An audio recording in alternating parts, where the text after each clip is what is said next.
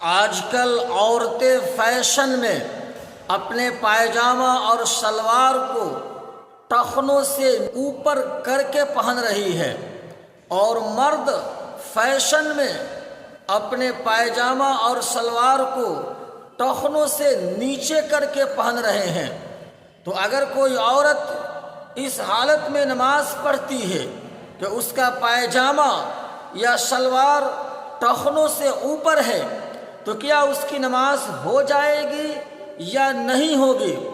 اسی طرح کوئی مرد اگر نماز پڑھتا ہے اور اس کی لنگی یا پائجامہ ٹخنوں سے نیچے ہے، تو پھر نماز ہوگی یا نہیں ہوگی؟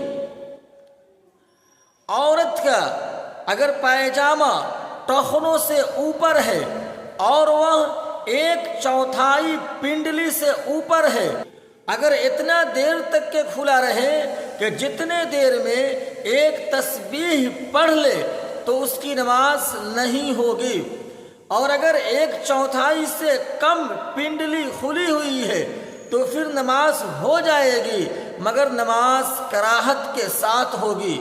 اور عورتوں کے لیے ٹخنوں سے اوپر پائجامہ یا شلوار پہننا یہ حرام ہے۔ مرد اگر ٹخنوں سے نیچے لنگی یا پائجامہ رکھ کے نماز پڑھتا ہے تو اس کی نماز ہو جائے گی، مگر مکروہ ہوگی۔